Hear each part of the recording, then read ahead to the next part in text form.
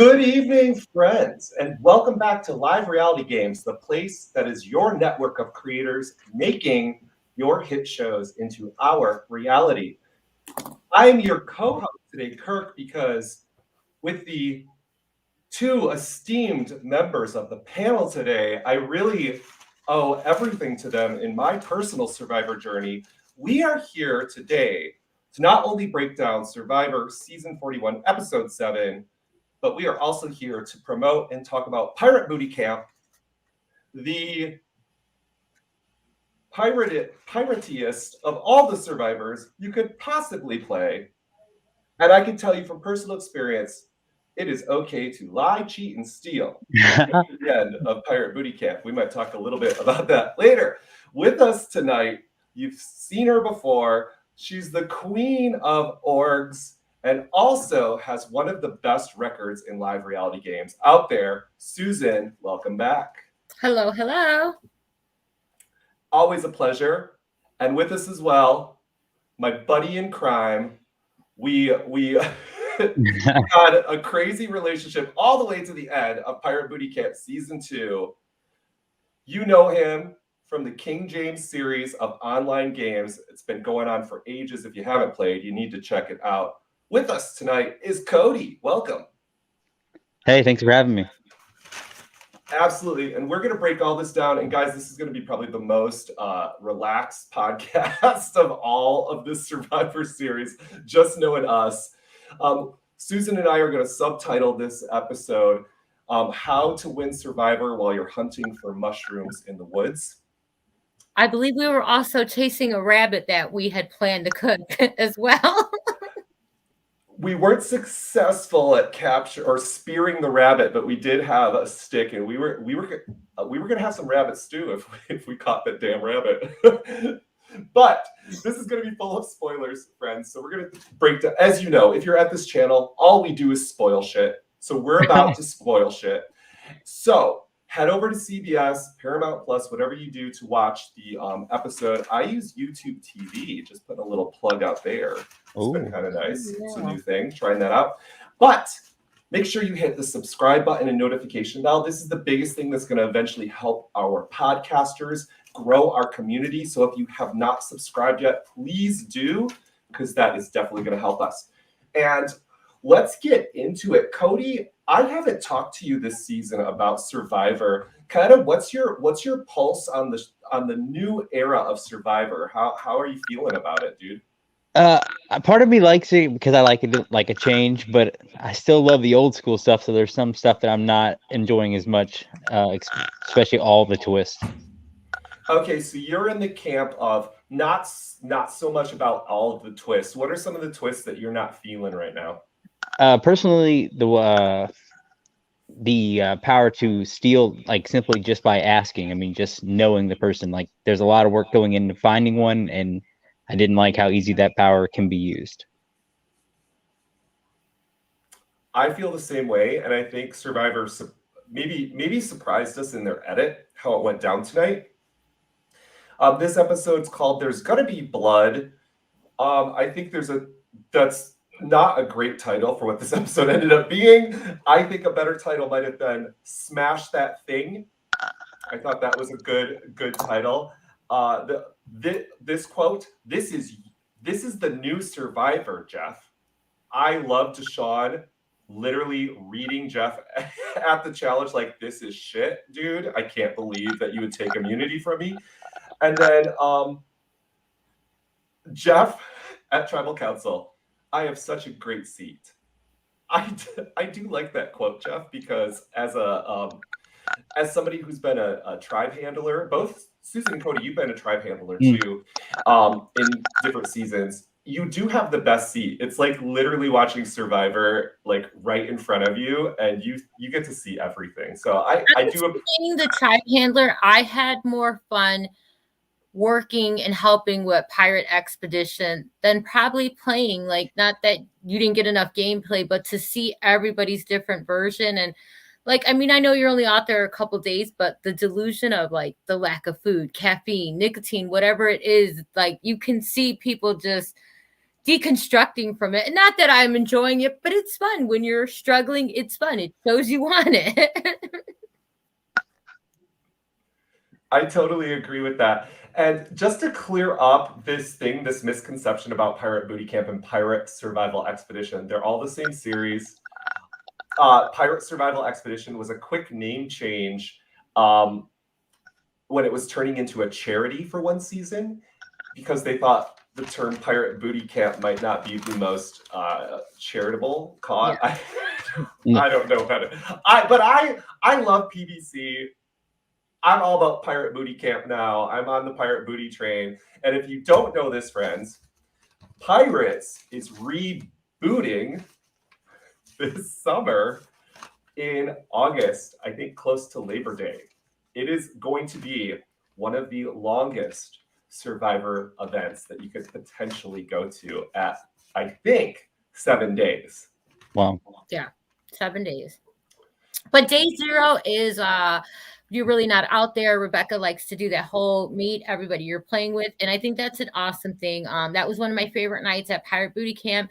She cooked spaghetti on the open fire pit, and everybody got a chance to talk to everybody. So there was no like, oh, I didn't get this. But day 0, I think her day 0 is absolutely amazing. I mean, you get 2 bonus nights out there because first day's always reward. So doesn't matter if you're first boot, there's always a comeback, and you're getting 2 nights of like totally everything. And that's basically Survivor 41. You get 2 days before you have to vote somebody out. So you're getting the real experience in the new era of Survivor. Rebecca just did it first. So there you go. And Rebecca Chatfield is the Chatfields that you know from Crafting on Kingsway, who's made such amazing challenges, such as this lovely slider puzzle right next to me over there that Susan dominated, getting to end of Coco Pele, a completely different game that we like to talk about at any time that we can. So if you want, what Kirk's saying is apply, get out there, do a live game, stop watching it on TV, go make your own rules, your own experience. This 3 right here, we don't have our 4th Jumbie with us, but I tell you, when you camp out there, there's a bond you will build with these people that is unlike any other bond that you have. Starving in the woods and sleeping on the ground next to a fire with somebody, I promise you, friends for life. Hunting mushrooms and rabbits in the middle of the night, friends for life. Even sleeping on the place next to the fire where one of your tribe mates vomited because they were sick the night before bonds you for life. Indeed it does. So speaking of bonding, the 3 of us with Craig had a particularly strong bonding experience when we experienced a heavy torrential rainfall that lasted about 45 minutes to an hour. So we had it kind of short, but it was bad. We see Erica go through that same thing. Susan, just watching Erica do it on her own. I mean, talk about your experience when we went through it. Just watching her do it, I mean, you think like, oh, it can't be that hard, but it is. We're so pampered. Like, you don't just go stand out in the rain because you're bored at home. You know, you put on extra clothes, but you go to these games and you have what you're wearing. There's no, oh, let me go get my winter clothes or this out of my bag. So basically standing in a tank top and shorts, holding plastic, because fire's your life. And I couldn't imagine doing it on the real show. I mean, there we joke, oh my God, it was so cold, but like 2 nights of that alone, man, that does something to you. She came back I don't like the decision she made. I don't think that's my problem. The only problem with powers in games, you do this challenge or whatever it's set in front of you and you're told you're safe, you're not going to tribal. And then all of a sudden, because somebody decides to break a time thing, you're going to go be one of the ones. I think that messes up with a lot of gameplay. It can screw your game over. It's just too dangerous. I'm not a fan. Although it's a good thing that she did that. I mean, it was smarter to do that and make one of them go home versus somebody that wasn't immune to start with. It made sense that she did it. I'm just not a fan of it being an option, I guess. I would have been like Danny. I'd have been just as mad.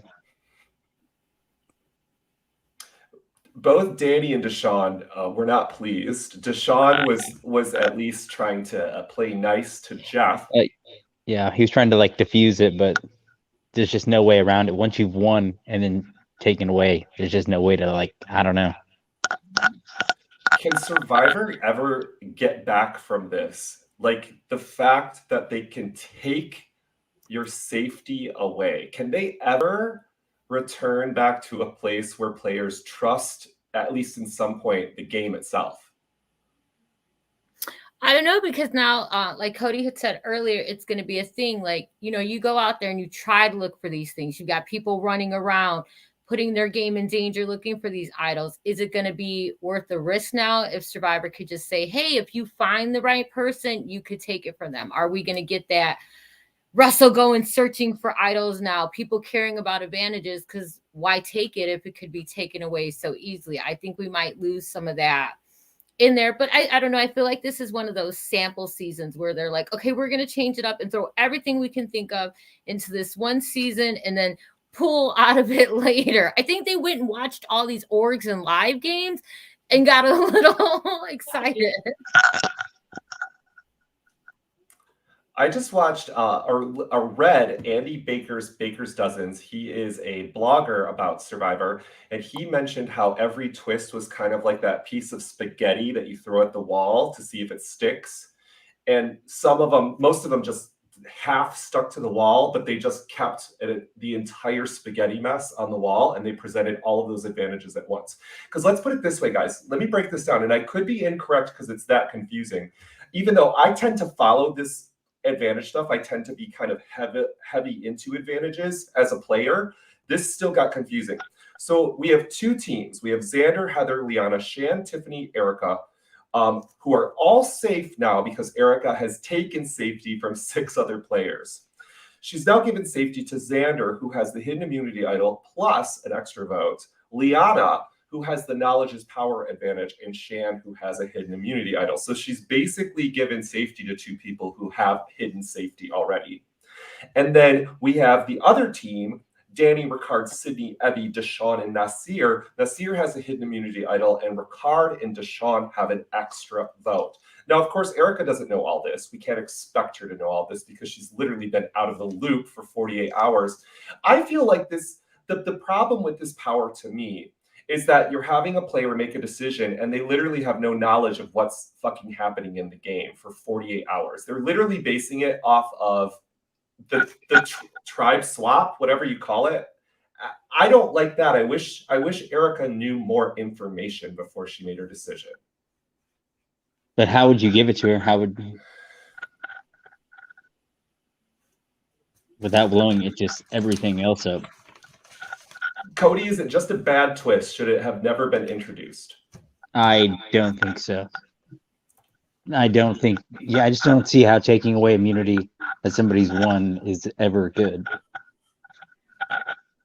I mean, Susan, like, let's imagine all of the times you've won individual immunity. Imagine had that been taken from you. Well, that's what I'm saying. I just, I've seen it in orgs. I haven't seen it in a live game. It hasn't happened to me in a live game, but I mean, that's very defeating. Then why are you playing to win if it's not even guaranteed for your win? I mean, obviously you should have a good social game and strategic wise, but I think when you win immunity, especially in Survivor, that's the perfect round to throw stones and cast doubt on people. I mean, you're safe. So no matter what you start, you can just figure out, let it fall where it does that round. Here you are going to try to make that move. I'm going to get this big player out, but I've got to cause chaos. And then we go into tribal and you're telling me now I'm not safe. So I ruined my own game by it's not something that should be, I mean, maybe make them co-safe or maybe a punishment, but taking away safety, I don't care how you spin it. It doesn't fly with me. I mean, maybe taking away safety and not having the other people safe just so there's more options than not just the people who I just don't see how that could ever work. It kind of reminds me of the bottle twist in Cook Islands, where it's like a lose-lose scenario there too, right? Like you win the challenge, you still go to tribal, you still lose a person. So it's not like winning a challenge. You might get a little bit of information, but that's even a twist, surprisingly, that the 3 of us went through which was part of Pirate Booty Camp Season 2, it caused consternation even amongst us because we kind of knew what was coming when we saw the bottle with the note in it. So we thought it was from that season. So we already were assuming we're all screwed here. Why should I eat this disgusting food? But we still did. No, you still did. As I recall, Cody and I did not technically eat any of it. Yeah, I didn't. Did we win that challenge? Yeah. It came down to the tiebreaker, and I think you and Brian Griffin. had to eat like that thing that looked like a huge roach. The water bug. A fish. Oh God, that's right. That was redemption for my year before, where I lost the eating challenge to Dustin. Eating some coconut milk clam. Oh, guts. that was disgusting. The year before, she made shakes out of oyster milk and other disgustingly. I was one of the ones that got to blend some of that for you all to eat. It was nasty. You know, Pirate Booty Camp has been kind of one of those originators of a lot of twists in Survivor. I keep saying this, even though there's been currency in Survivor, Pirate Booty Camp is the one that really landed it and made it happen in, I think, all Survivor series. All the booty camps have always had gold pieces that have impacted the games in different ways. Now, this season, Survivor 41, it actually was supposed to have fire tokens. I don't know if you guys heard that, but Mike White, Yeah, he said no. he said, hell no. That ain't fun. I disagree. Yeah, is it fun? I disagree. One of my favorite parts of Pirate Booty Camp Season 2 was looking for gold coins and literally throwing them at Susan. Yeah, one of my fun was the other tribe left all their gold coins on the picnic table at their camp. So I went over there and stuffed as many down my little bra that I could. Although it did differ. So her first season, which I liked, you could share coins and stuff, but somehow we were like, maybe that might not be a thing because you guys all dumped your coins on me, which was a good thing because when we got there, they told everybody sit separately apart and nobody could combine their coins. But I do like the coin things, finding them. I mean, it gives you something to do. I know it doesn't seem long, like those 45 minutes or in between, but it gives you a game in the game. Like, oh, I'm going to go coin hunting. How many coins can we get? I think it's fun. I think they should have left. That's the one thing I did like about the one season, but I would have rather that and buying stuff, earning stuff than this whole take my safety power away.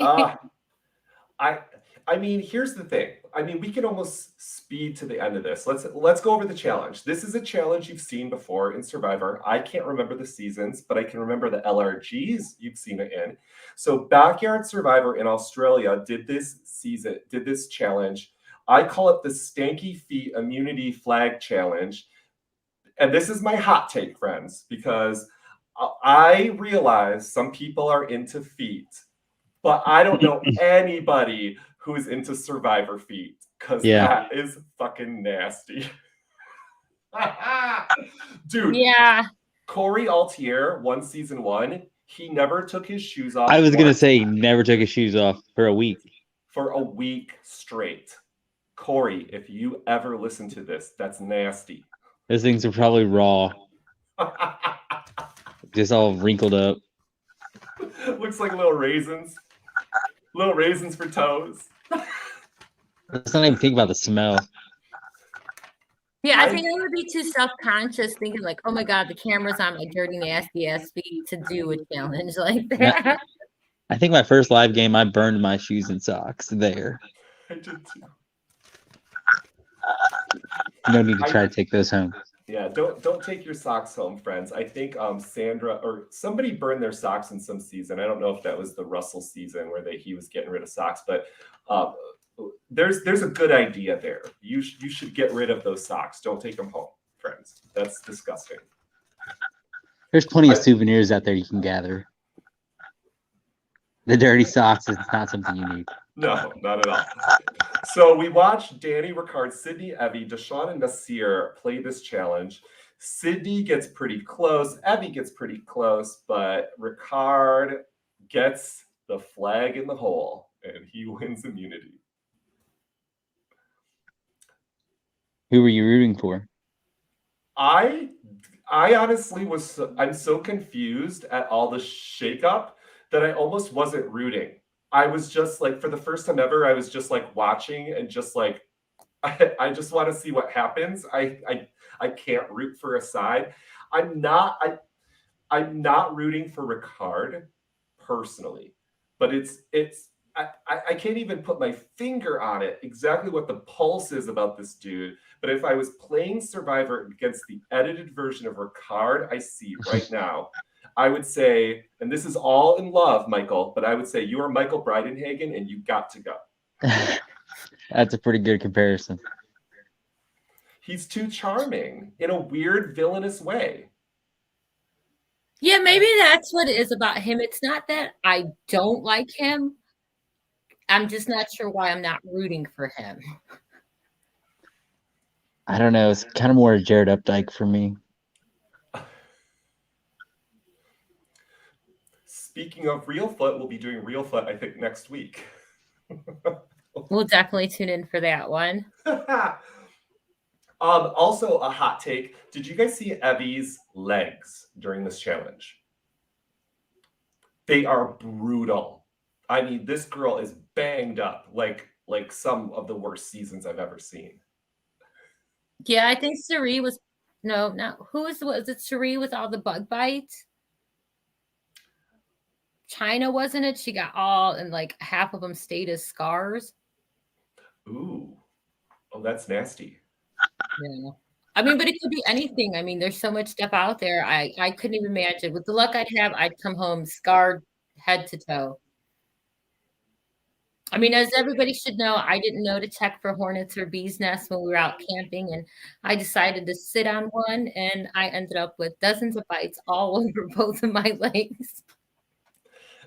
This is totally true, and it's funny because it was the nest was around we had fire pits that were pre-installed at this location with kind of a wooden seating area, and the hornets were living in where the tribe members sat, like under their asses, and these things would come out and swarm and attack. They make for a good story. But I mean, imagine that, but like in the jungle. I mean, on the tropical island they're at, it's got to be much, much worse. I mean, the mosquitoes, the plants alone. I feel for those ones that are scarring. And this kind of brings me to thinking just about the advantages of the season too, and like the overpoweredness of things.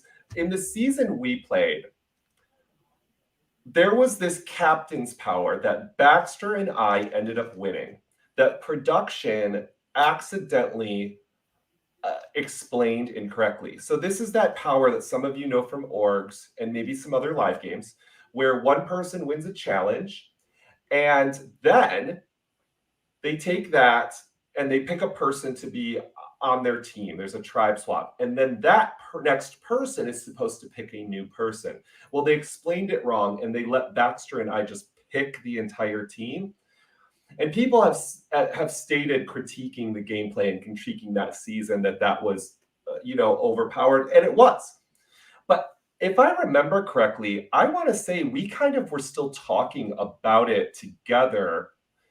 I can't remember who I picked first. Do you remember, Susan? Was it you or was it Craig? I don't remember. I think it was Craig. I think it was Craig. Because he was original. Cody was last. He was the odd number out. He wasn't pickable because he helped for season 1 and he was playing season 2, so he wasn't oh no, that was the first round. Never mind. It was weird. I know it went back and forth, guy, girl. Or was it newbie? Oh, you know what? You guys had to pick because we were Beth and newbie, so you had to alternate that way. We just got a question from I'm Rick. Sorry, just got here. Did you discuss what advantage doing the exposure of having the idol and giving it to Evie and not just secretly doing it and acting like you are voting for her? So we're jumping to tribal, but that's okay. We can talk about the stuff that led up to it beforehand. There's not really too much to get into besides the gameplay at tribal. But there was a lot of reversals happening, and I can tell you guys, I was screaming at the television. I was literally screaming at the terrible gameplay. I was pissed off. And then I realized, oh no, the gameplay is good right now. And we're just, once again, not in the know. Cody, how did you feel about that gameplay of kind of making it obvious who had the idol, even if it was a fake idol? That's what I would have done. I'd have been loud and in the open about it, especially as the information was given out and trickled down, and everybody knew what was going on. Yeah, you might as well be loud and try to get as much out there as you can. What did you think? I was screaming for them to do the move to give the idol to Tiffany. And I thought that had to be the best move because Evie could be blindsided with said idol. And at least with Tiffany having it, it's potentially going to save another person later on. I think that what negates all of this good gameplay is the fact that there's a live tribal and you're sitting there with 4 people and 8 other people are talking in the other corner. I mean, God, it almost, it's ironic for me to say this because we were in the same damn situation practically. Because we were 4 and the other tribe had 6 at one point, and we at least kept winning a few.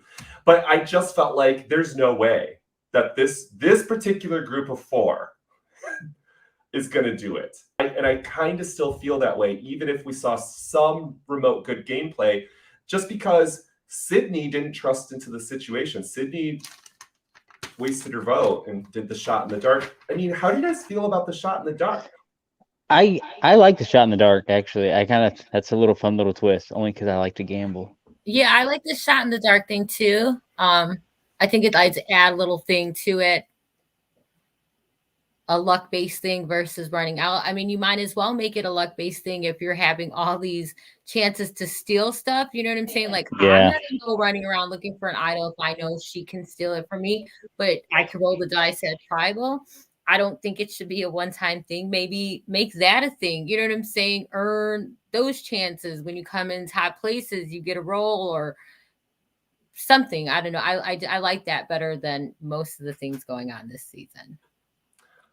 I think it's going to be interesting to see that twist as the season dwindles in numbers. If players still have their dice sitting at 7, 6, and 5, if they can still play it then, that's going to be dangerous. If multiple people have dice still in the game, because that's when people are like, I got to use it. I'm getting votes. One idol, one extra vote sends me home. Do I risk it at that point? But then we might get back to just like the season with Cirie. So if all these people still have their role, somebody has immunity, somebody has an idol. I don't like that somebody goes home by default, which is what we're setting it up for. I wonder if you guys know in the comments, please tell us when the shot in the dark ends as a twist. You know what? I don't know if they said it. If they did, I must have missed it. I don't remember it at all. Do you think that's something you could like risk early on, just so you don't have it anymore, so people are more willing to keep you around? Because, like, I mean, they can't save themselves with a luck. I mean, that's technically a big balls move. Just waste it. That's one of my strategies for idols. Get it out of your hands as soon as possible, because somebody knows. Right. Production knows. Production might spill it. I mean, remember, they're humans too. They can fuck up. This is a good question, Heinrich, because you're talking to 2 people who split multiple votes successfully, and you guys did it secretly. So is that the move? Did we just see a bunch of good gameplay? You know? I think for the You're muted, Susan. I think for the situation that they were under with all the twists and stuff, I think it was good gameplay. Again, we don't know what's going on behind the scenes to see like the full. I mean, that's what we said we like hosting, because you get to see the whole story from everybody involved side. But I would say, yeah, I mean, they did the right thing.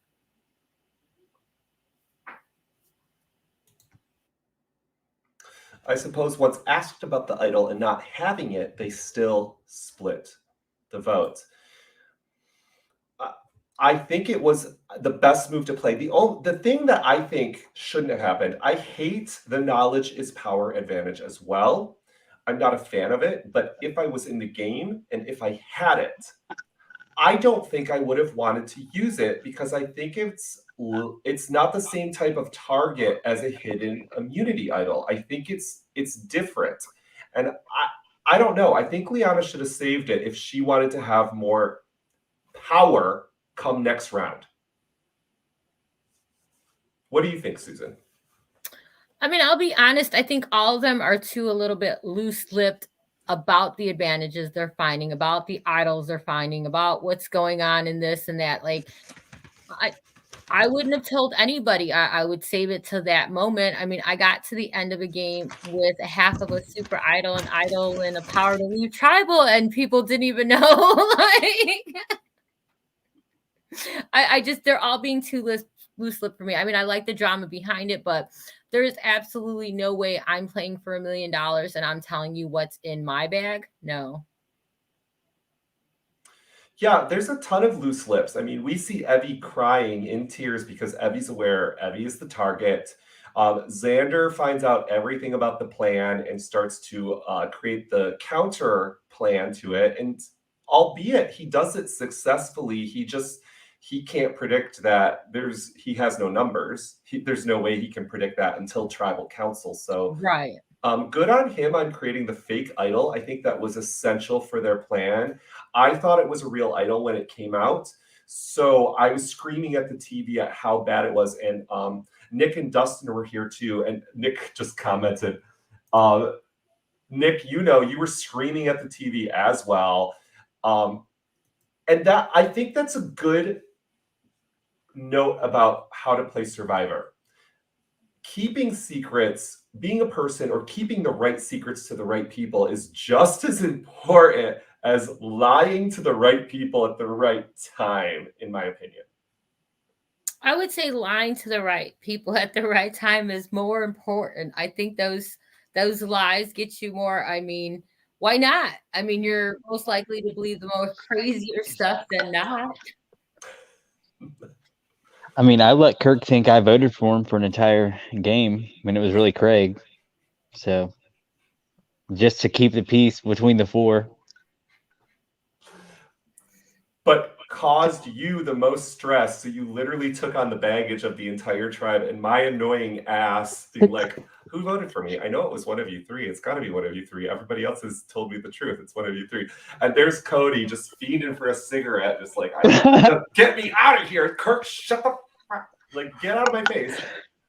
So it's true. It kept us together. But that was one of the huge blow-ups that we had and still made it to the Final Four. I mean, we were still stuck to the goal. Like, we might have had our differences, but we were like, we're getting to the four. And I could see Shan and Ricard having a relationship like that because we see them as the metaphors, two waves. They're hitting each other.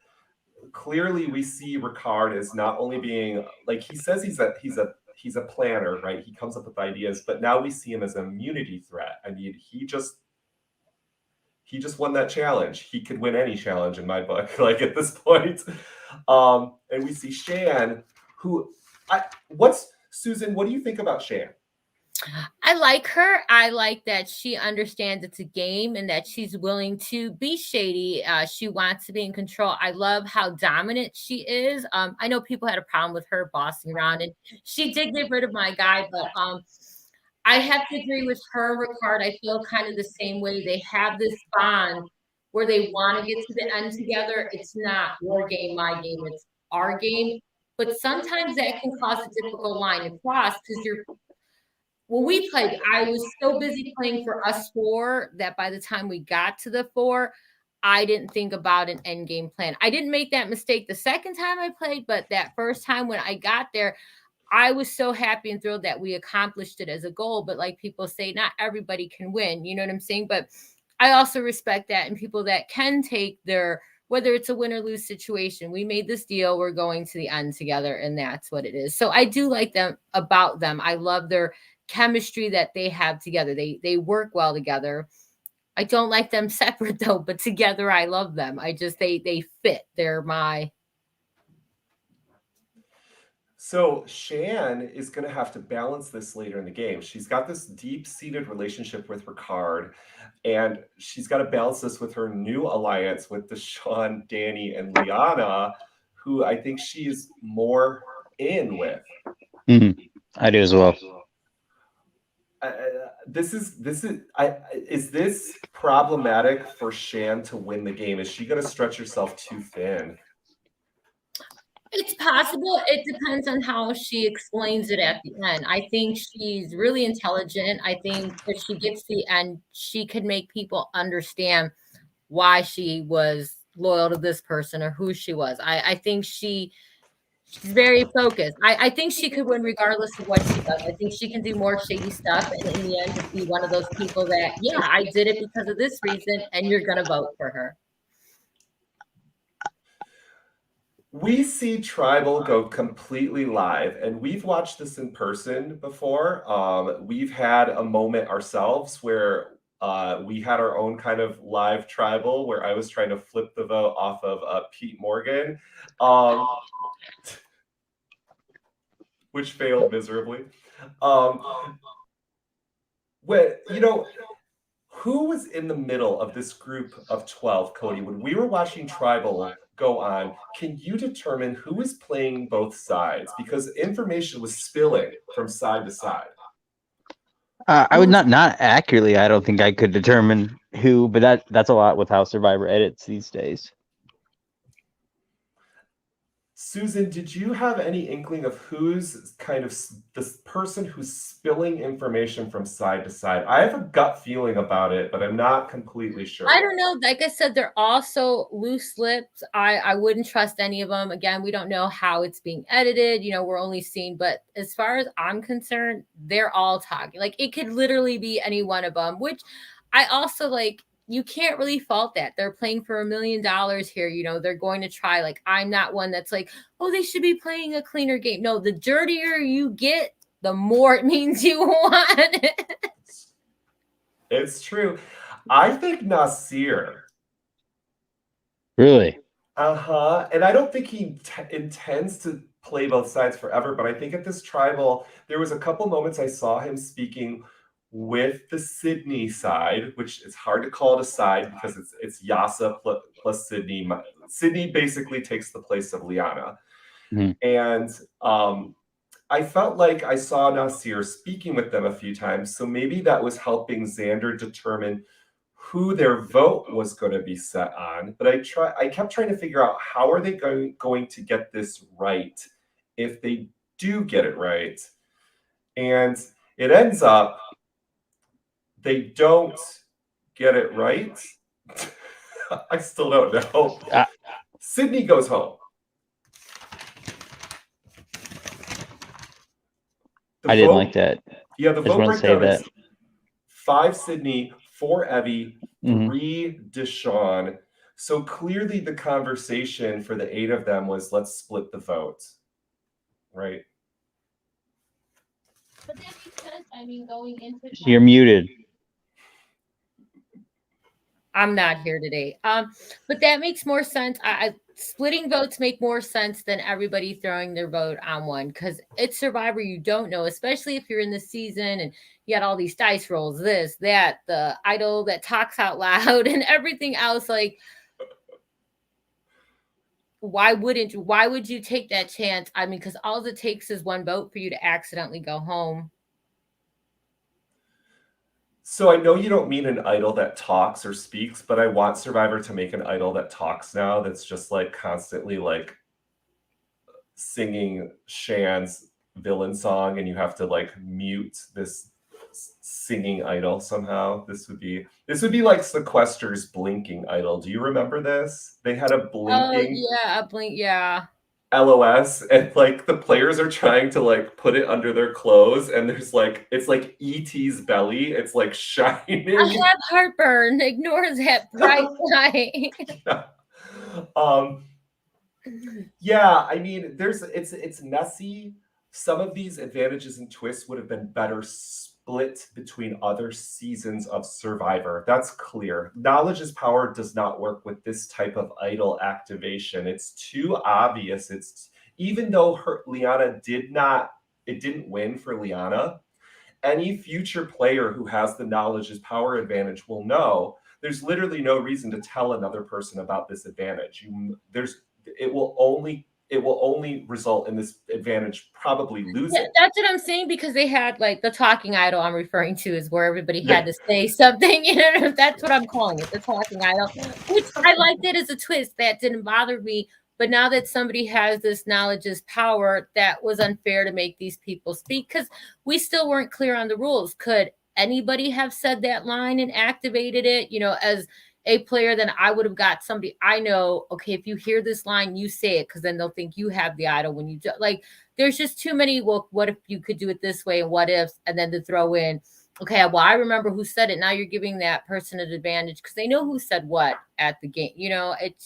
It's just too much information and easily just to take one. I'm not a fan of taking somebody's stuff away from them that they earned. Unless you do it like Shan did it. That's great to watch. I will stand any king or any queen that can convince another player, whether it's good for them or not, to give them an idol. Like just what we saw earlier, the conversation between Evie, Tiffany, and Xander, which was shown in retrospect, but I don't care what anybody says, that was good gameplay. There was no reason Evie or Xander should have went to Tribal Council with that idol or advantage in their pocket, because they were targets and Tiffany was safe. She was the safekeeping. And as long as you can trust Tiffany, I wouldn't. She's loud. Yeah. I wouldn't trust anybody that much. Why, Cody? Because they might take an idol from under where you're sitting at Tribal Council? Yeah. That was going to be my one chance, and I sat on it. It happens. It's true. Tiffany has a lot of power moving into this next round. And is that why Tiffany actually held on to it? Is Tiffany doing a Shan level play, but we're not being exposed to how good it is? Would you even play it if somebody gave it to you? I mean, I don't. I've been given an idol to play for somebody, and I was like, I'm just gonna go home next round, so I didn't, and that person went home because I didn't play the idol for him. So, did you end up playing the idol for yourself? No, I did give it back to the original owner, but I did not play it for the person that she wanted to be saved, because we were on different tribes. I was like, well, if I go back to tribe, I'm gonna need that thing. So you ended up giving it back. So, oh my God, Cody, you've literally lived this Survivor 41. You've literally been. And the comeback player that season was the person I didn't play the idol on, and for the next 2 days, nobody spoke to me. So I got told who to vote for at Tribal Council. Okay, I'm Rick. I'm loving you. Thank you so much for tuning in. You're giving us so much good stuff to talk about. So this was the breakdown of the vote. We had 3 Deshawn, 4 Evie, and 5 Sydney. So if Sydney saves her vote and she's given the idol, Deshawn goes home. So if Sydney saves her vote, if Sydney votes, does she? Let's start from this premise. Does Sydney actually vote for Deshawn? Because I don't know if she does. That's a tough one. We didn't see that edit. It seemed to me, Susan, like she was talking to Deshawn and Danny quite a bit. Yeah, that's what I'm saying. It's so, I don't know. The what ifs. There's too many variables. What if? I mean, again, I get confused when they go to tribal. I'm like, okay, so who doesn't have a vote still? Who has a vote still? Again, there's a lot going on, and it would make sense like if they broke it into other seasons. I think Cody was telling me Poverty was on Twitter saying this is Jeff's midlife crisis season. He's just trying everything just to try it, and it kind of feels that way. There's a lot going on, and I don't know. I would like to assume certain things, but Sydney lost her vote with the roll of dice, right? So it's a revote tie. So that's what you're considering. That's if Sydney is given an idol by Tiffany at that point, which could have happened had Evie and Xander been on board. And Xander was not. And Tiffany was clearly listening to Xander because Tiffany's got nobody else in the game. So she's like, dude, what should I do? And all that would have done, I'm Rick, is created a tie of 4 to Sean, 4 Evie, and Evie goes home then. Yeah, I think Evie goes home if that's the situation. If it goes to a tiebreaker just between them two, then definitely. Yeah, solidly. So I get it, Rick. I understand where you're at. So the confusion is why the vote was split in that way in the first place, and why they even thought they had a chance. You know, did they need more advantages? Kind of, but I don't. Here's the takeaway, I think, truly, is the Yasa 3 are still a Yasa 3, and they eliminated a blue. And I think that's the real story of what went down here. And I think that makes a lot of sense. I think the Yasa 3 are happy. Are they happy Liana flipped? No, hell no. But I think they're trying to play the game moving forward together, at least on day 14. Oh my God, it's only been 2 weeks. Guys, they're almost they're halfway there to $1 million practically. And they've been there literally 7 days longer than we were there, where we won nothing. Yeah. But that's the thing too. I mean, it's a shorter season this season. You know, are people playing faster? I mean, there's all these variables, which with all these powers is what I'm just not digging. I think they could have been lighter on the power since they made the season a little bit shorter. I mean, people were playing right off the bat. I feel like I don't think they needed all this added stuff. They could have spread this out through a couple of seasons, but or saved it and then just not ever done it. Like thought about it a little longer. I keep thinking about the Mike White "is it fun" question, and I don't think I would be having fun out there. I think I would be like, what is this? This is the hot take, Cody, I was waiting for, dude. That's it. Is this fun for the players? Jeff Probst said a handful of years ago he wanted this game to be fun for the players. Screw the audience. The players come first. And I agree with you, Cody. I'll agree with that. I mean, I don't mind the hundreds of twists, all the stuff they put in, but taking away somebody's safety after they've been, or taking away somebody's power that grants them safety, that's not fun. That's unfair. I mean, it sounds whiny, but I mean, again, this is what you're out there for. To outwit, you're looking for ways to save yourself. You're working for that idol, and they were promised safety just because she smashed the glass because she didn't get picked. Oh, boo-hoo, I didn't get picked, and I got to go stay in exile. Now I'm going to ruin your day as well. I don't think it should have been an option. Yeah, all of these ideas where we take away something that you've earned in a game it's not fun. You know what? I can put a similar feel to this. Anybody at home, if you've played the Settlers of Catan, and you have been saving up your fucking wheat because you need to buy a couple cities, and Cody asked me, do you got any wheat? And I'm like, you can't get none of my wheat because I don't want you to buy a city. And he's like, oh, you got wheat? So he plays this card called the Monopoly card. And he says wheat. And he automatically steals every piece of wheat in my hand. And he builds 3 cities and wins the game. I think we can call the Monopoly card in Catan the knowledge is power advantage of Catan. Yeah. I think it's a great analogy of it. And that card sucks.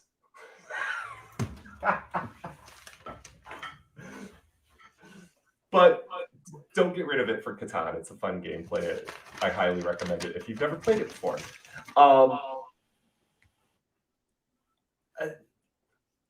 What did we talk about here? Let's talk about Purple Heather. How's Purple Heather doing for you two? Okay, I'm gonna admit I wasn't a fan of her at first, but if you're gonna let her slide through and be all, I'm all for it. I'm kind of hoping she makes that final stretch just because they're allowing it. Is she destined to go out in flames literally at Final Four? Because I feel like she is. Yeah.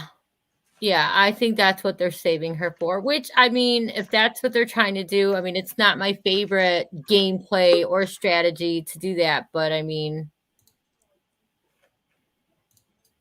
Okay, sorry, Susan. oh, you know what? I'm rubbing my fast track pad. Oh, I'm sorry. We're both doing that. It's okay. Yeah, she's been totally unedited except for her challenge. Her abysmal challenge performance is the only focus she's really gotten this entire season. She's hanging on. She was in the dominant group of 8, that conversation. So clearly she was closer with Danny and Deshawn than Sydney was this entire time, which was speculated by tons of fans, though the edit never told us. Now we know Danny and Deshawn are bringing somebody they can clearly beat in individual immunity, and that's their strategy, I think, with her. Yeah, I'll agree to that. I mean, I think that's totally what they're doing. I mean, again, it's not my favorite strategy, but It's one of mine. So, guys, I need to show you. Speaking of the word abysmal, this is my draft team now. It's so sad. So I don't wait. Oops. Let me see if I can make this bigger. There we go. All right. So this is with Queen Jillian from Survivor Gabon, Lance, the king of LRGs, and my draft team. oh my gosh. I'm left with Deshawn, who got 3 votes this round, and Liana, who misplayed the advantage that should never have been misplayed ever. And I don't know, guys. I think I'm not. I have no shot to win this. What do you think? I'm gonna go with yeah. I'm gonna go with, even though Jillian's got some has the strongest contender with Shan, I'm gonna give it to Lance just because he has sheer numbers at this point. I think he's gonna have the winner in his group of folks. Oh. Yeah, I'm gonna go with I like Lance's odds better than Jill's. Like I do love Shan, don't get me wrong, and Ebby's great. I mean, if they're bringing, but she was in. No, I'm gonna go with Lance. Probably has the better odds. You know, have we even got Heather's backstory yet, like the other contestants? Have we seen her life story from at home yet?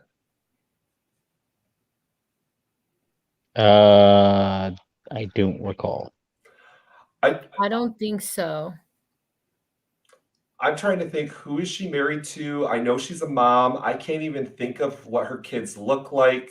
So my question is, are they under editing her on purpose, or are they saving her edit for the episode she gets booted in so that we feel emotional about it? Because maybe there hasn't been a lot that she's given the season so far to spice up her content. And you know, I sometimes wonder about this with players. Like, she probably had fantastic interviews. I bet she was just like a spitfire, super fun to watch. But sometimes it doesn't translate to the actual show. And I don't think she has translated to a well-rounded Survivor player. For me, at Yeah, I least. mean, I imagine when you get out there, it's rough. But yeah, her confessional, I guess I could say, have really been like lackluster. I mean, I don't know if it's because she's just not a part of things. I don't know if she's. I mean, who knows? She may be doing confessionals and they're just that bad or that uninteresting. I'd like to question a lot of their edits. I mean, This can somebody be that boring on Survivor, like that, not into it? Like, don't you think at a certain point, just like Big Brother does when they get them into their diary rooms, you have the cameraman getting you to the spot where they do the confessionals, like maybe introducing questions, trying to egg her, like something. At some point, you would think they would have to do something instead of just leaving them float in the dust, maybe. That's I mean, so but true. you've tried to get answers from some people, and sometimes it's just hard. I mean, for example, Craig, one of the Jump before, you ask him a question, it's yes or no, no elaboration. What are you gonna do with that? It's true. So Heather's our Craig. Craig is very quiet in his confessionals. He'll answer your question, but he won't elaborate. It's so I can see true. that. Yeah. So maybe, and Craig's not a bad game player, so No, Craig is a surprisingly social player, but he's the quietest social player, which is potentially one of the most challenging to play against later in the game because you don't even notice they're talking to people. And that's a technique, a trick in Survivor. If you can communicate with someone with no one else knowing, however you do it, that's a talent right there. Susan, you're also very good at that yourself. That's the only way you can make a 2-1-1 vote happen at Final Four, in my opinion. yes, that was very hard. I'm never going to do that again. And then only have it to go back to Final Four again. Okay. If you play Coco Pele, we've been known to throw in twists a lot. And I think, Susan, you've played this season of Survivor, essentially. We threw every twist at that season. That's why you had 3 advantages in your pocket, or half I mean, advantage. they're fun. I don't mind the advantages. I don't like though when you're not safe thing. Like once you like that's just too much with the theme itself. Outwit, outlast, outplay. You're asking me like, and again, when you win that immunity or you safe, that's the round that you can make the moves and stir up some stuff, and then they have it just pulled from you. You're gonna go home. Like, thanks, Survivor, for ruining my game. I mean, can you imagine if they had caused more chaos or said, you know what, well, we're gonna get this person out. Let's just start ranching them now and doing this and doing that. I would have been even more upset. Like, so now I'm not safe and I caused all this chaos because, I'm not a fan of it at all. I mean, let's be real. Sydney won immunity. Sydney was safe. And now Sydney doesn't even get to sit on jury. Yeah, that's pretty gross. Yeah, it is. It's not fun. It's not Mike White. It's not fun. Right. That's not a fun. And as a viewer, I don't think that was fun to watch. No, if she was a jury member, I'd feel better. I can honestly tell you that if she was still going to be in every episode and get a chance to, because if Erica sits at the end of the freaking game, I want Sydney to have a question. Or not, nowadays, you don't even get a freaking question. I at least want Sydney to be able to snarl at her. Can we get into that? I don't like this new jury format where Oh, it's yes, open please. forum. Too many people can back talk for other players, and that's not how it should go. You're the juror. You ask your question, get what you want out of it, and that be that. Not 10 minutes later, oh, well, what he meant was to say, well, then he should have said that. I don't like this whole open forum. It's not Big Brother. We're not trying to make a unit group decision here. I mean, I don't like it either. One question and you're done. Yep. I want to go back to that. Yeah, me too. In fact, ever since they've changed this pattern, and this is, I'm a super fan, just like you two. My least favorite episode since they changed the format is the finale. I don't like it anymore. I literally get bored watching basically one person hog the jury hog, and they talk the entire time. And then the quiet people who probably have some of the most important shit to say never can grandstand because they don't feel like they can get in a word edgewise. And maybe the loudest person in this form, maybe that's what Survivor wants. The loudest person gets to put their opinion out there the most. But I like hearing from everybody equally. It seems fair. Yeah, I agree with you there. I mean, and it's going to be that person that I should be in the end, and it becomes more about them asking well, what would you do different? Why am I not there? Like, they want to hear they should be there. And it's not about you as a jury being there. Like, ask your question about the game. Don't make this whole 35 minutes I have to watch to get to a winner about what they did to you. I don't care. You're in jury. They got you. Get over it. So true. It's so true. So LRGs, consistently live games, have done a couple things. Live games have not done the new Final Four. They've been against it because you don't get the awesome 2-2 vote or the awesome 2-1-1 vote. That will never happen. And then also live games, to my knowledge, have not adopted this new jury policy, and they've been against it across the board. And I don't know if it's going to change. I know for Coco Pele next year, we have no intention of changing the final jury format. We don't see any use in not giving a person a chance to vote. Cody, how do you feel about these change-ups for the final four and then the subsequent final three tribal council? I mean, I think I'm always going to be old school at heart. That's what made me fall in love with Survivor. A lot of the stuff they're doing, I mean, I'm trying to adapt and trying to love, but the final four, no, I don't like. I still like, I would love the 2-2 or the 2-1-1 vote to be open. And I still think you just one question, one answer. Because so many people are so good at talking that you almost have people campaigning for you. If you're not a good public speaker sitting in the end and you have someone campaigning for you on the jury, I just don't like that. They have way too much time. I'm Rick is giving us a little question about Chantel. Does this indicate the producers are showing us a final three or the winner just based on the edit time? Does this happen? Well, yeah, it's happened. Who are some of the players who've gotten some of this over edit? I mean, Kim Spradlin comes to mind. Oh, yeah. Yeah.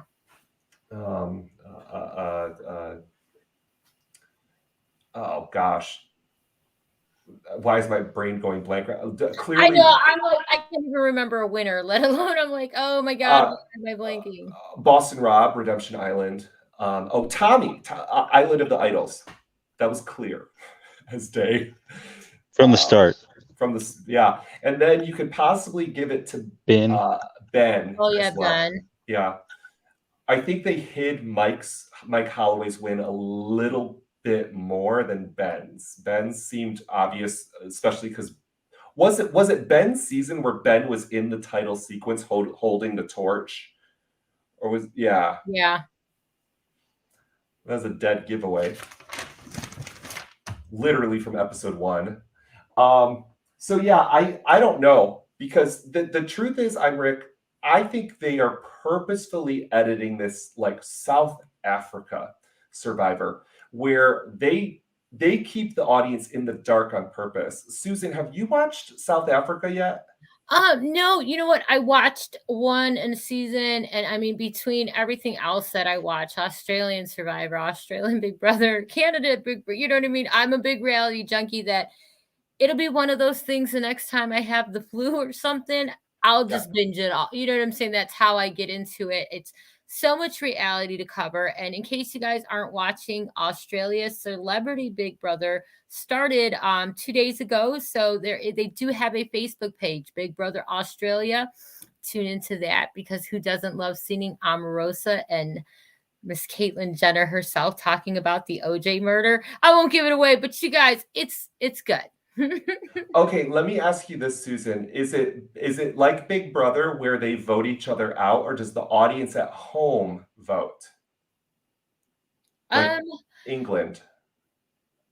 I'm going to say maybe a little bit of both. I'd never watched their celebrity version. I know Australia itself does different things, you know, the whole you're not supposed to be in an alliance, but you can, you know what I mean? They have all those different, you can have 5 votes, you can have so I'm not really sure. This is my first time tuning in for this particular format of that, only because I love Omarosa and anything she does, I will fully support her and scream, be a bitch, be a bitch. Didn't she already do Big Brother? She did Celebrity USA Big Brother. Yes. That's right. I remember seeing her. They made a big deal. Like we have somebody from the White House here. They were making that such a huge, huge thing. That's fun. I did not know she was playing. And one of my secret little dirty secrets, I guess I could say, is I like the old school of I like season 1 Big Brother. Nobody This is embarrassing. So in England, Big Brother, the audience votes people out. So it's a completely different gameplay. You're entertaining people, but you are playing games with people in the house. A lot of people don't like it. I'll we can debate it. I personally do like it. I love seeing Kirstie Alley play Celebrity Big Brother in England. It was a blast. The girl didn't know what she was doing. Yeah, she's special. She was dragged. Yeah, I think people kept her in just because she was an American celebrity. But, when it comes to strategic gameplay, it's not the same. It's completely a different beast. And that's why I'm asking, because Australian Survivor is very different from South African Survivor, which is very different from US proper. And so what you'll see in South Africa is they purposefully under-edit even the winner.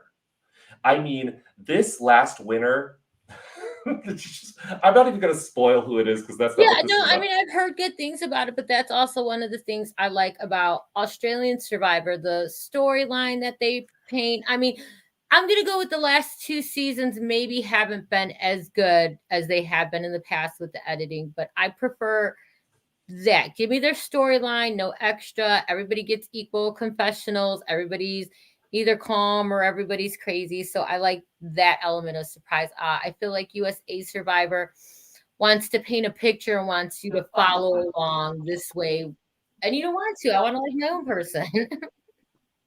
I think with the USA's version and the editing, I just want to see like the gameplay and why things happen. I don't want I don't know, I guess it's more geared for like casual viewers who like to be blindsided every time, even though you're really not blindsided because they already knew that was happening, but they're blindsiding you as a viewer. I just don't enjoy that aspect. Everybody's so surprised, but really you shouldn't be.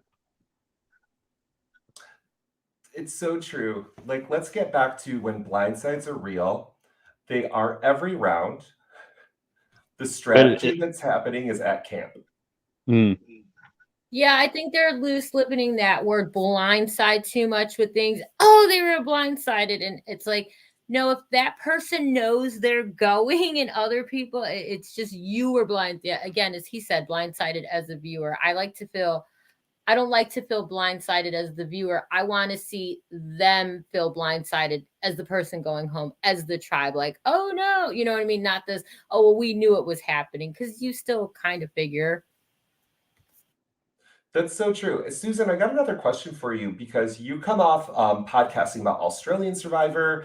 You've watched episodes. Australian Survivor is known for having non-elimination episodes, almost akin to like an old school Amazing Race, if you remember that. You would just be surprised. No one's going home. And we just had that for the first time here. Did we do it right, in your opinion? I think it was done fine. It's not about doing it right. Again, I'm not a fan of the fake elimination. Again, you're putting people, that was my problem this year with Australian Survivor. You're eliminated and you're being voted off, but really you're just going to another tribe. Like, why not just say that? I don't like they also did the only 2 people got to vote at a certain tribal. Like, no, that's what we're all there for. I don't think Survivor's not Big Brother. There shouldn't be so much power in one particular thing. That's like, I think the fun part of Survivor, because it's not Big Brother. I hate watching Survivor and somebody wins immunity and they're like, well, let's go talk to the immune person and see what we can do. This isn't Big Brother. We're not voting people. There's multiple people, not just 2 we can vote for, multiple people. And I don't like that Survivor is giving so much power to the immune or so much power this and that. I mean, that's the beautiful thing of playing Survivor, that luck of the draw. Could it be you? Could it be them? I don't like that it's becoming Big Brother, like with only these people can be voted out. Only this person can be voted out. That's not what Survivor's supposed to be. You're supposed to, that's the social aspect. You have to be more social, I think, in Survivor than Big Brother. Yeah, one of the key differences I like to tell people is that when you're playing Survivor, so many times you're playing challenges to win. When you're playing Big Brother, I can't tell you how many times I play the challenge to lose it on purpose some seasons. And that's why if you watch Big Brother, there's these luck-based challenges where you throw something and it lands on a number. Because too many people know that's the strategy, right? At least for their gameplay. How do you think, Cody? Do you throw challenges? All the time. Susan hates it.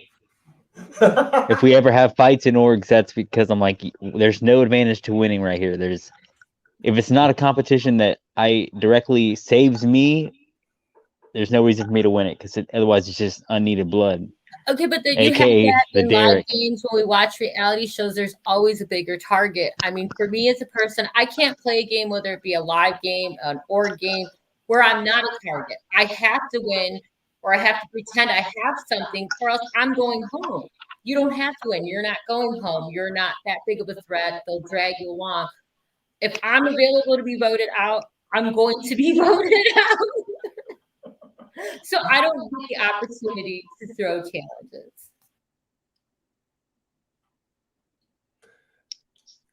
I have only seen in Survivor us try to throw a challenge once. It was in Pirate Booty Camp Season 1.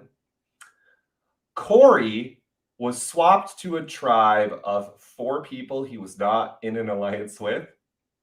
Thanks to Kathy Sleckman, who I did message. I tried to get her on this podcast, but she doesn't do podcasts, people. Kathy had given me a clue to an idol. Corey and I had found it that morning. And the long story is both tribes were trying to throw the challenge. If you want to see a challenge go on for a long time, watch 2 teams both try to lose. It is exhausting. And that challenge was also very bad. Wasn't that the bocce ball downhill? Yes. And uphill the other way? Yes. Yeah, it was all bad all around. The challenge was you had to knock out 2 pins on the outside, then hit the pin on the inside, and then land the ball in a triangle. It was like Squid Game meets bocce ball. It was there's a whole chart on the ground. You got to get the ball in the right place. Anyways, there was only one person trying to win this challenge, if I remember correctly, and I think it was Jalen Roach. Of course. Because Jalen does not throw challenges. He doesn't have it in him. Oh, hell no. I love that about him. And that's why he's a legend. And that's why at 17, he got final, 3 in Real Foot or final 4 in Real Foot? Whatever. How did you do this, dude? It rained for 48 hours straight. And he's still out hunting for people that have idols and trying to take Travis Rindler out of the game. But I'm speaking too early. Real Foot will be next week. We're here for Pirate Booty Camp. And we've gone long. We're actually an hour and 15 minutes into this. So friends, that's episode 7. Sydney eliminated at 5 votes. Sydney will not be gracing our screens. She is out for good. She is going home with the pre-jury. Before we go, really quick, Susan and Cody, I'll have one question for you before we go. Who are you currently rooting for to win, if anybody? And who are you the saddest to lose too early in the pre-jury phase? Who do you wish was still in the game? Well, I obviously wish JD was still here. I absolutely loved him. At this point, I want Sean to win. I think I like her coming out. She didn't play this damsel in distress. She didn't play this, I'm going to she's there. She's bossy. She's pushy. And I love that. I love me, I love the out there gameplay. I love the bossiness, the pushiness. I know people are like, well, she did this.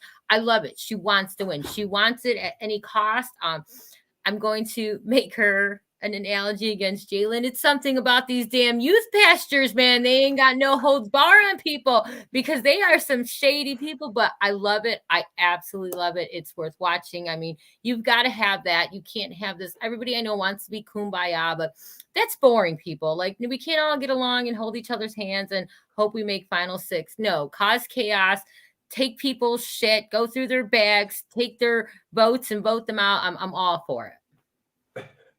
I love it. I love it. You know, and Chantal has really brought us all of that and more so fast in this season. Cody, who are you rooting for? Who would you wish is still in the game? I'm rooting for Danny. I just like all the sports athletes usually, but I wish Brad was still here because I liked him in the beginning. Oh yeah, Brad was good. I know Craig, our buddy, would agree with you, and I'm going to say the same thing. Brad had the most erratic, crazy gameplay. He did. Dude, if he was at Merge, can you imagine him running around this island like a madman? Like, that'd be awesome. I can also give it to Sydney. I feel like Sydney, if there's a second chance, she more than deserves it. She was fucked over by production. Instead of being swap screwed, she was literally production screwed. Out of jury. Yeah, out of jury. That's the part that gets me. So she deserves a second chance. And I'm rooting for Nasir still. I love his coming to Survivor story. Everything about it, from where he's from, who he's become, how he's playing the game. It's not perfect. It seems messy. And I don't mind that gameplay, even if he doesn't win. I just do what you can this year. Just don't not do something. Don't be lazy. Do something.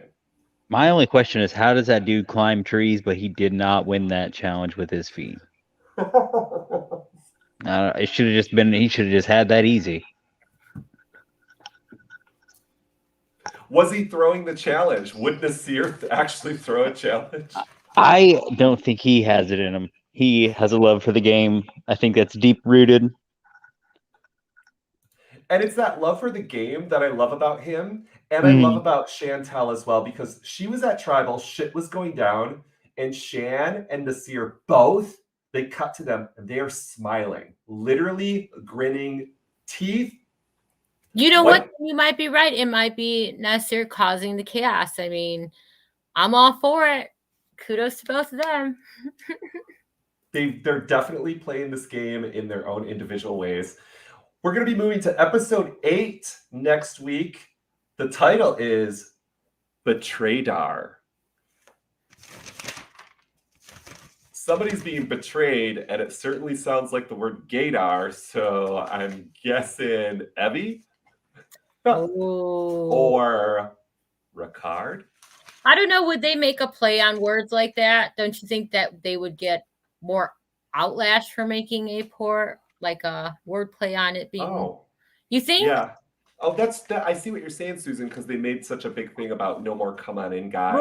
Right. So, I mean, I don't know. I'm just saying, like, I mean, I can be like Evie as a gay man. Betraydar I do not take offense to it, and I actually find it kind of funny. Right, you want your shirt now?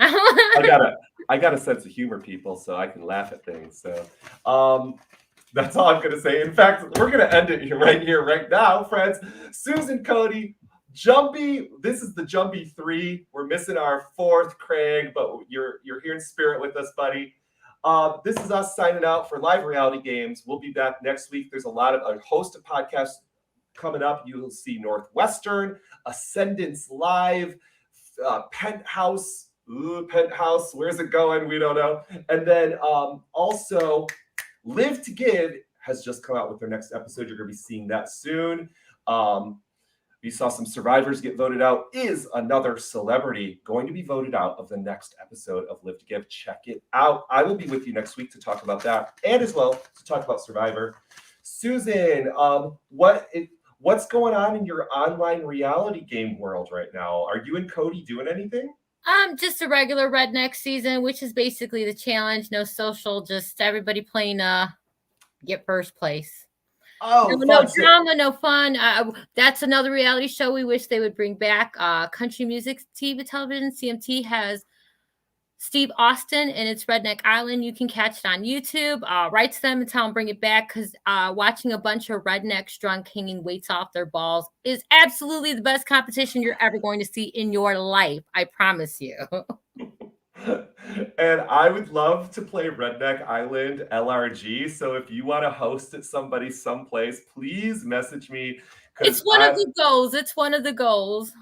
It's every time I play Survivor, I'm actually trying to turn it into Redneck Island while I'm there as I steal wine or Mike's Hard Lemonades from production. Hey, it's always fun. A little help getting everybody crazy. There's nothing wrong with that. Nothing wrong with that.